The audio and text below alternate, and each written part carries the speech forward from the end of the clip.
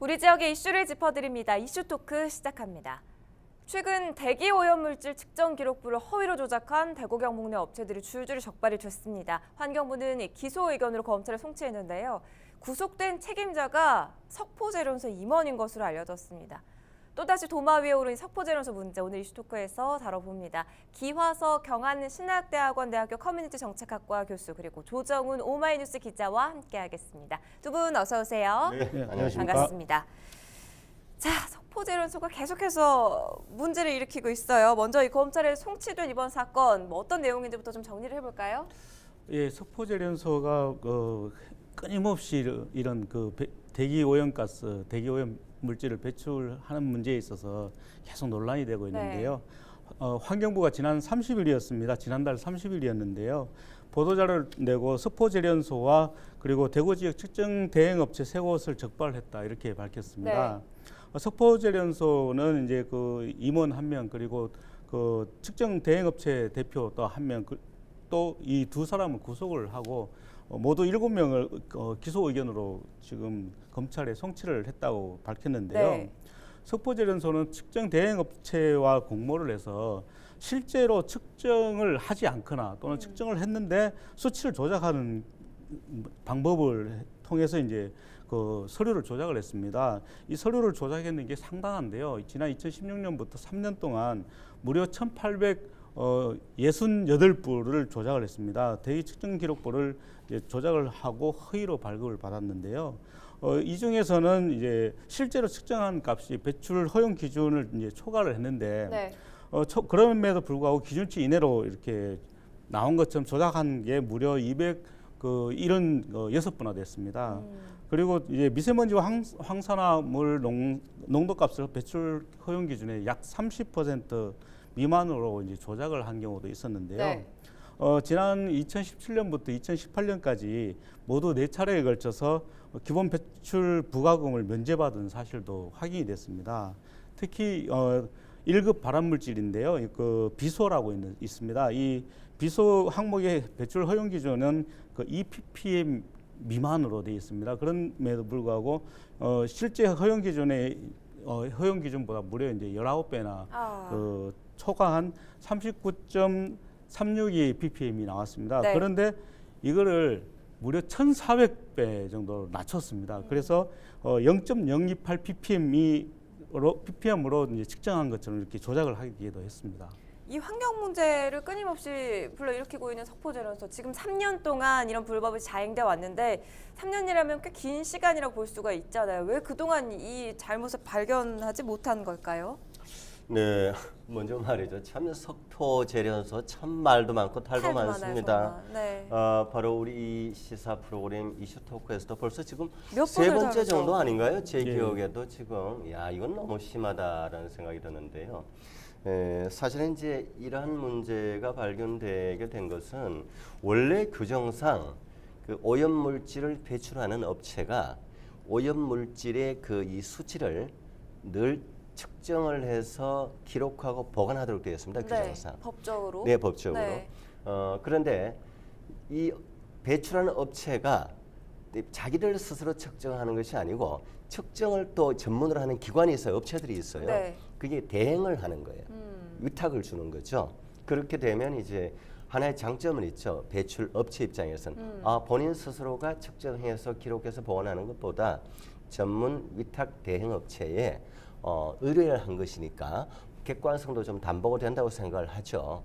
근데 그 모종의 관계가 좀 생겨날 수 있을 것 같다는 생각이 들어요. 그런데 객관성을 담보를 하게끔 하는 것인데 실제로는 바로 그 업체하고 짜고 허위 수치를 기록을 해서 그것을 발급해놓고 또 이중 장부를 만들어놓고 이렇게 된 것이죠. 전체적인 흐름은.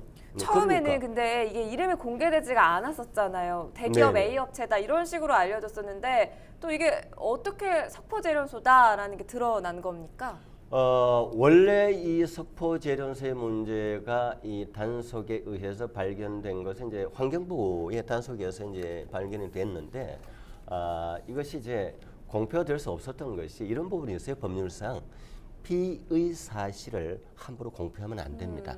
이제 우리 법률상 예를 들어서 검찰이나 경찰과 같은 수사기관에 직접적으로 종사하는 사람이 그야말로 확실히 이것은 죄가 있다라고 하는 구속 또는 이 법원에 의해서 판단이 내려지기 전까지는 이것을 공표하면 안 됩니다. 공표를 하면 이제 징역형 또는 벌금을 부과받게 되죠. 그러니까 환경부는 범죄 수사기관은 아니잖아요.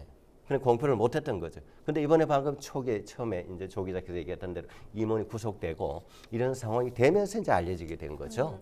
또 네. 오염물질 배출하는 기업, 그것도 대기업이 뭐 몇이나 되겠느냐 해서 석포재련소다 이렇게 좀 알려지게 된 게 아닌가 네. 싶은데 이 문제에 지금 지대한 관심을 갖고 있는 시민단체들도 이게 뭐 개인의 그러니까 그 임원만의 잘못이겠느냐 전수조사해야 한다 이렇게 수사 확대를 촉구하고 나선 상황이지 않습니까? 예, 그렇습니다. 석포재련소가 그 대오염물질을 배출을 해서 이렇게 적발된 게 한두 번이 아니지 않습니까? 맞아요. 그러다 보니까 이제 시민단체들도 이제 그 수사를 더 확대해야 된다 이렇게 주장을 하고 있는데요. 작년에는 중금속 폐수를 약 70만 톤을 낙동강에 무단으로 방류를 해서 조업정지 처분을 받았습니다. 그럼에도 불구하고 영풍재련소는 그 조업정지는 사실상 불가능하다 이렇게 주장을 하면서 벌금으로 대체를 해달라 이렇게 행정소송을 그 제기를 하기도 했었는데요. 네. 이뿐만이 아닙니다. 2016년부터 지금까지 그 행정처분을 받은 게 무려 40번이나 되거든요. 한 달에 한 번꼴입니다. 한 달에 한 번꼴로 행정처분을 받았는데 이게 행정처분으로만 끝날 일은 아니다는 거죠. 그래서 이제 시민단체들은 이게 그 과연 그 석포재련소 임원 한 명만이 이렇게 조작을 했겠느냐. 이 석포재련소 전체 공장을 확대를 해서 전수조사를 하고 수사를 확대해야 된다 이렇게 지금 네네. 주장을 하고 있는 거죠. 자, 8월 6일에 또 한 번에 8월 8일에 또 한 번의 청문회가 지금 예고가 돼 있는데 아니죠. 8월 6일에 고발장 접수가 또 한 번 있어요. 자세한 이야기를 좀 전화 연결 통해서 들어볼 텐데 이 민주사회를 위한 변호사 모임 대구지부 백수범 변호사 전화 연결이 돼 있습니다. 자, 말씀 나눠보겠습니다. 반갑습니다, 변호사님. 그 우선 8월 8일에 청문회가 예고가 돼 있습니다. 이때 뭐 어떤 이야기가 오갈까요? 예, 이번 청문회는 올해 3, 4월 달에 환경부 기동단속반이 영풍의 법 위반 사실을 적발하고 5월 달에 5, 6월 달을 거쳐서 이제 조업 정지를 사전 통지한 데에 대한 청문회인데요. 영풍의 이제 변명을 들어주는 절차입니다. 영풍은 이미 여러 차례 이렇게 언론을 통해서 밝힌 바와 같이 올해 이제 적발된 법 위반 사실 자체를 먼저 부인할 것으로 예상이 됩니다. 작년에는 첫 번째 법 위반이 적발됐을 때는 위반 사실 자체를 부인하지는 않았어요. 다만 이제 조업을 정지하게 되면 손해가 크기 때문에 돈으로 과징금으로 이제 대신하게 해달라 이렇게 주장을 했는데 이번에는 법 위반 사실을 아직 부인하고 있습니다. 왜냐하면 지금 두 번째 적발이 됐고 네. 불환경보전법 위반으로 한 번 더 적발이 되면 영업장 폐쇄 처분을 받을 수도 있습니다. 네네. 아마 그런 점을 의식한 때문인지 먼저 주의적으로는 법 위반을 하지 않았다고 주장을 하고 다만 예비적으로는 법을 위반했다 치더라도 조업을 정지하는 것은 너무 과하니까 이제 과징금으로 가름하게 해달라 이렇게 주장할 걸로 충분히 예상할 수 있습니다. 네, 그 새롭게 드러난 문제에 대해서도 지금 법적인 대응을 준비하고 계시잖아요. 그 부분도 좀 말씀해 주시죠. 예, 맞습니다. 이번에 뭐 아주 심각한 범죄 행위가 지금 적발이 됐죠. 3년 동안 1,800건 이상의 대기 측정 수치를 조작한 걸로 지금 수사 결과가 나옵니다. 3년 동안 1,800건이 넘으면은요, 하루에 평균 뭐 몇 건씩 매일 조작했다는 건데, 뭐 굉장히 심각한 범죄 행위입니다. 그렇죠. 그래서 저희 공동대책위와 법률대응단에서는 이게 개인 임원이 책임지고 스스로 결정해서 할 수 있는 일이냐. 그래서 영풍의 오너와 대표이사가 어디까지 관여를 했는지 철저한 수사를 촉구하는 진정을 제출할 계획입니다. 그 행정소송 1심 선고가 지금 얼마 남지 않았습니다. 결과 어떻게 예상을 하십니까? 1년 넘게 지금 행정심판하고 또 행정소송하고 이렇게 시간을 끌고 있습니다. 그런데 이 행정소송 1심에서도 영풍은 시간을 더 끌기 위해서 재판부에 현장 검증과 또 증인 신문을 신청을 했는데 재판부가 다 받아들이지 않았거든요. 그래서 이 재판부가 이미 이 조업 정지 처분의 적법성에 관해서 충분한 심증을 형성했다고 보고 네. 경상북도가 승소할 것으로 그렇게 예상을 하고요. 네네. 또 이번 소송에서 이 영남 시민들도 경상북도의 승소를 돕기 위해서 보조 참가를 신청해 놓은 상태입니다. 14일에 그 참가 여부에 대한 허가 여부도 같이 결정이 될 건데 아마도 이제 2심, 3심으로 이어질 가능성이 높은 이번 소송에서 앞으로 이제 상소심에서 시민들의 의견을 우리 법률대응단이 충분히 재판부에 현출하기 위해서라도 보조 참가에 대해서도 허가 결정이 있기를 기대하고 있습니다. 네, 말씀 잘 들었습니다. 민변 대구지부 백수범 변호사였습니다. 계속해서 이번에 벌어진 사건 이야기를 좀 더 나눠보죠. 그 구속된 임원이 특정 업체에 갑질을 했다 이런 얘기도 나오고 있죠? 네, 우리가 이제 일상적으로 예를 들어서 그 건물의 안전 진단을 한다면 말이죠. 이 건물이 지금 어느 정도 위험한지를 보기 위해서는 보통 두 가지가 있어요.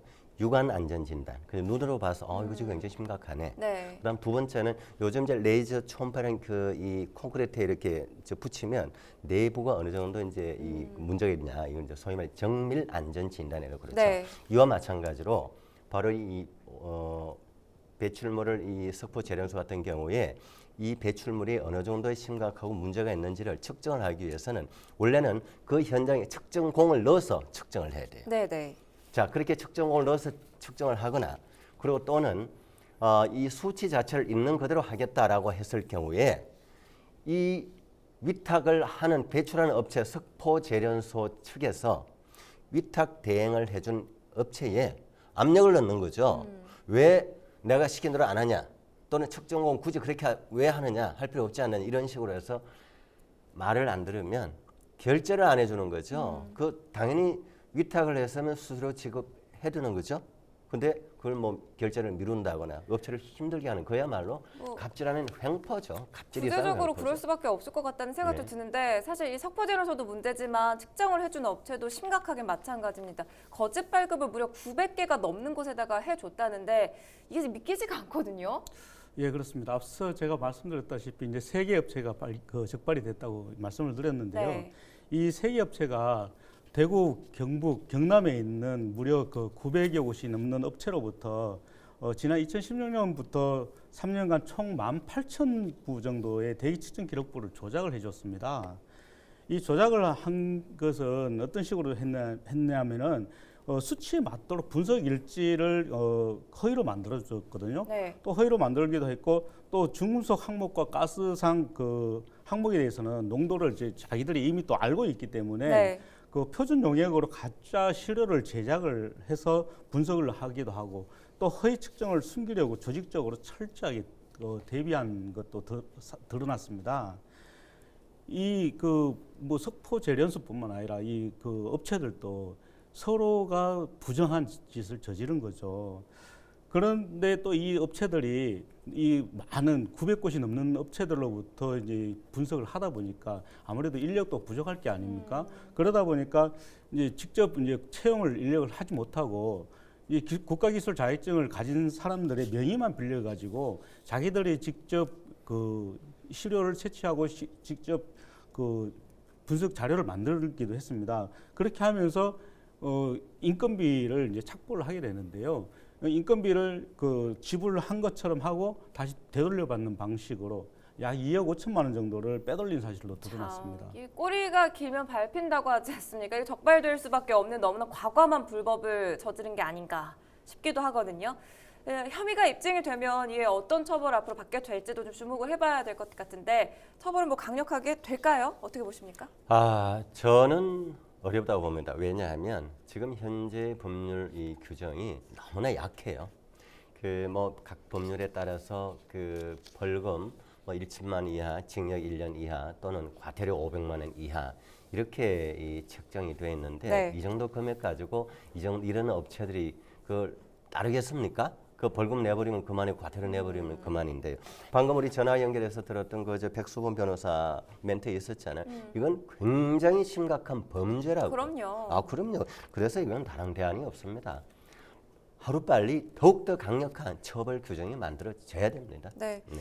여러 가지 지금 위반 사항이 적발되고 있는데 이 지하수 관정 개발 운영에 대한 것도 잠깐 언급을 했습니다만 이 부분도 조업 정지 처분 대상으로 볼 수가 있잖아요. 예, 그렇습니다. 지난해 이제 그 지하수 관정개발 운영에 대해서 그 위반이 적발이 됐지 않습니까? 네. 그래서 경상북도가 20일 조업정지 행정처분을 내렸어요. 그러자 이제 그 속보재련소가 바로 행정심판에 들어갔는데요. 행정소송으로 이어졌습니다. 그래서 지금 이번 달 그 14일 날 1심 판결이 날 예정입니다. 네. 그런데 또 이것뿐만이 아니라 지난 4월에도 또 적발이 됐습니다. 환경부 그 중앙기동 단속반이 석포재련소를 점검을 했는데요. 이 과정에서 폐수 배출과 처리시설 부적정 그 운영이 발견이 됐습니다. 또 그 무허가 지하수 관정 개발 이용 등의 위반을 적발을 하게 됐는데요. 경상북도의 폐수 관련해서 위반 사항에 대한 행정처분을 또다시 의뢰를 했습니다. 경상북도는 지금 두 건에 대해서 그 각각 3개월 그리고 30일간의 조업정지 처분을 이제 사전 통지를 했는데요. 하지만 이제 석포재련소는 이게 이제 사실 불법이 아니다 이렇게 얘기를 하면서 청문회를 지금 요청한 상태입니다. 청문회는 이미 이제 한 차례 연기가 됐고 또 오는 8일 예고가 돼 있긴 네. 하지만 또 청문회를 핑계를 삼아서 조업정지를 막아보려는 게 아닌가 이런 지금 꼼수다 이런 지적이 지금 이어지고 있는 거죠. 그 지난해 경북도에서 20일 조업정지 처분을 한 데 대한 행정소송 1심 판결을 지금 앞두고 있는데 만약에 이번 행정소송에서 그 법원이 경북도의 편을 들어준다고 해도 그동안의 뭐 영풍 행보를 좀 보면 2심까지 갈 거다 이렇게도 좀 볼 수가 있잖아요. 네, 보통 이제 이러한 경우에 그 석포재련소 측에서 이렇게 이제 대응을 하죠. 보통은 이제 1심에서 이제 지면 당연히 이제 불복할 2심에 이제 네. 항소라고 하죠. 그럼 이제 2심 재판부는 또 1심과 똑같이 패소 결정을 내릴지 또 아니 뭐 번복될지는 모르지만 네네. 뭐 이런 경우에는 뭐 특별히 번복되리라고는 생각되지 않습니다. 만약에 1심 그대로 이제 패소 판결이 내려지면 네. 이제 경상북도가 이제 내렸던 행정조치 20일 영업조치 처분이 그대로 이제 실행이 되는 거죠. 네. 좀 지켜봐야 될 것 같고 네. 한편으로 또 이 석포면 주민들은 조업 정지 처분을 반대하는 입장이잖아요. 뭐 생계 문제 때문인 거겠죠? 예, 그렇습니다. 그 석포재련소가 우리나라 아연의 약 40%를 생산을 합니다. 네. 연간 40만 톤 정도를 생산을 하고 있는데요.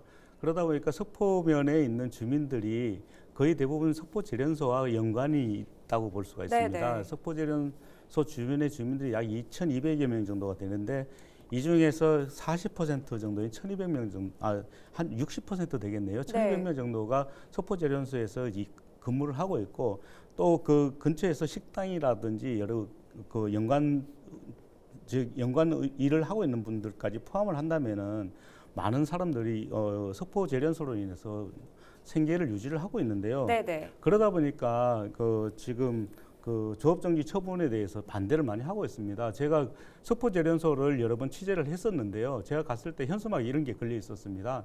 우리 지역 환경은 우리가 책임진다. 외부 세력은 들어오지 마라. 이런 게 있었고요. 또 환경단체가 석포재련소 인근에 가서 기자회견을 하려고 하니까 몸싸움을 하면서 밀어내기도 한 적이 있었거든요. 환경 문제라는 건 딱 그 지역에 국한된 문제가 아니라는 게 참 네, 그렇습니다. 안타까운 문제인 그래서 거예요. 이제 지역 주민들의 생계 문제가 네. 달려 있고 또 환경 문제가 있다 보니까 상당히 그 복잡하게. 복잡한 이게 관계가 돼 있는데 네. 어쨌든 이 문제는 그 1970년대부터 이제 계속 돼왔던 네, 문제입니다. 네. 그러다 보니까 하루속히 이제 좀 해결을 해야 되지 않겠나 이렇게 보고요. 또 석포재련소 쪽에서도 가급적이면은 그 올해 안에 그 무방류 시스템을 도입을 하겠다 이렇게 얘기를 하고 있고 공장을 옮길 수 있다면은 또 옮기려고 하지만 지금 대체 부지를 찾지 못하고 있다 이러니까요. 하루속히 이제 그 조속한 해결책을 찾았으면 합니다. 말씀하신 것처럼 지금 뭐 환경, 또 사회, 또 경제 문제까지 참 복잡하게 얽혀 있습니다. 그동안 이 석포재련소와 관련해서 영풍이 취해왔던 대응 방식을 좀 되돌아보면 앞으로도 장기전이 될 것이다. 이런 시각을 좀 지울 수가 없는데 관련된 소식 앞으로 계속해서 관심을 갖고 지켜봐야겠습니다.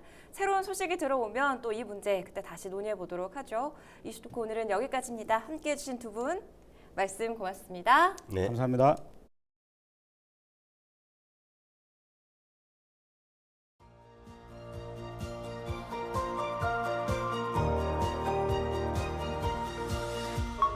CJ 헬로